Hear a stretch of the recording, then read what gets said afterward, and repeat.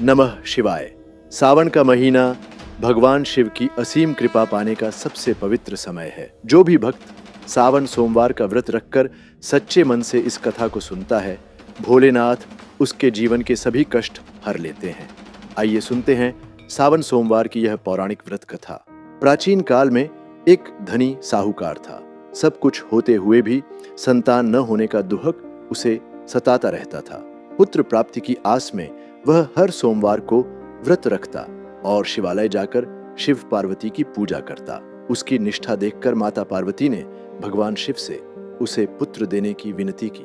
शिव जी ने कहा, हे पार्वती, इसके भाग्य में संतान सुख नहीं है, फिर भी तुम्हारे आग्रह पर मैं इसे पुत्र का वरदान देता हूँ, लेकिन इस बालक की आयु केवल 16 वर्ष ही होगी। साहूकार यह बात जानता था, फिर भी उसने भोलेनाथ पर अपना विश्वास कम नहीं होने दिया। समय बीतता गया और बालक 11 वर्ष का हुआ। साहूकार ने उसे उसके मामा के साथ शिक्षा प्राप्त करने काशी भेज दिया। मार्ग में एक नगर में राजा की पुत्री का विवाह हो रहा था।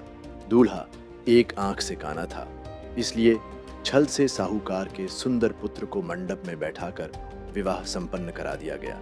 परंतु साहूकार के सत्यवादी पुत्र ने राजकुमारी की चुन्नी पर सच लिख दिया, तुम्हारा विवाह मेरे साथ हुआ है, मैं काशी पढ़ने जा रहा हूं। राजकुमारी ने यह पढ़कर उस काने राजकुमार के साथ जाने से मना कर दिया और महल में ही रुक गई। काशी पहुंचकर बालक विद्या अध्ययन करने लगा, लेकिन जैसे ही उसका 16वां वर्ष आया, एक दिन अचानक उसके प्राण निकल गए। मामा का करुण क्रंदन सुनकर वहां से गुजर रहे शिव पार्वती ठहर गए।